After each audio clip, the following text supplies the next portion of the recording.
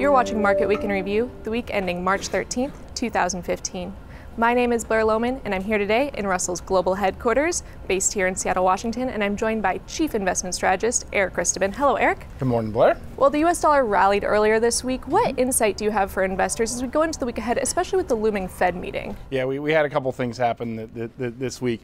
You had a dollar rally, particularly against the euro, but broadly against the basket of major currencies. It was up a couple of percent.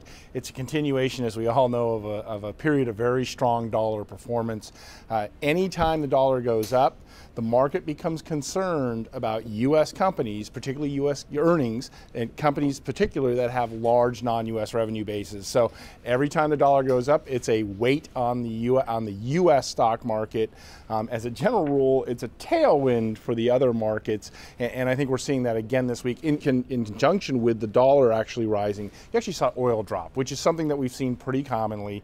The market's not reacting really negatively to the big move we've seen today, but in general, the dollar strength, it's a headwind for the U.S. market, and just keep that in mind because that's likely to continue to play out over time. Well, let's stay in the U.S. and talk about a few of the key economic indicators that were released this week. Lower than expected producer price index, lower than expected jobless claims, as well as a weak retail sales number. What do these numbers mean for investors? And we saw a little weaker consumer sentiment number today, but not too bad. In general terms, you're actually, one of the other things the strong dollar does is it creates a headwind for the U.S. economy, right? Our goods and services from an export standpoint are more expensive than our competitors. So one of the impacts of a strong dollar, we were expecting to see maybe a little bit of an impact in slowing a little bit the U.S. economic growth rate. It looks like we're seeing that, but we're still seeing good employment, the jobless claims. We're still seeing high consumer sentiment, just not as high as we had been. We had hit a record number last time, a record number since 2004, so it was a very high number. And so what we're seeing is just kind of moderating. The retail number might be actually just weather again, because it's been really cold in a lot of the parts of the country, particularly in the month reported.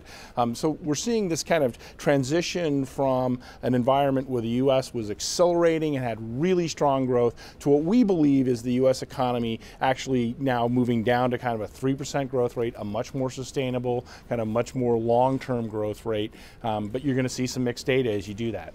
Okay, now let's wrap up in Europe. And the European Central Bank launched its quantitative easing program earlier this week, which has had a negative impact on eurozone bond yields. What should investors keep in mind as they continue to read these global headlines? Well, what's bad for bond yields is good for bond prices. So one of the things that we're really looking at closely is that the ECB is obviously in a big buying program. They're buying lots and lots of bonds.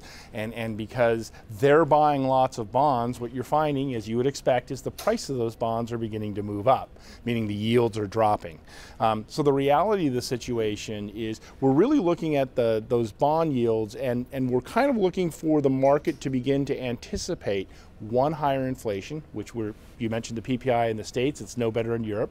Inflation is very low. Inflation expectations are very low around the world, so therefore people's kind of need to get a higher interest rate because of inflation is lower than it usually is. What we really want to see, as the ECB has been saying for a very, very long time, what they want to see is by the quantitative easing creating greater inflationary expectations along with greater economic activity. One of the good news is about the 5-year Bund being negative in its nominal yield is that banks who own them in reserves now probably are going to want to lend because they got to make money somewhere.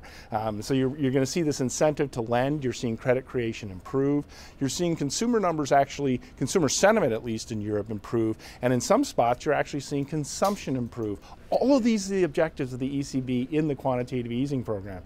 They want to force people out of cash. They want to basically force banks to lend, they want to force people to spend, and they want companies to actually do business and conduct business expecting a brighter future. And hopefully we're seeing the beginning of those trends now. We've been seeing them for a few months.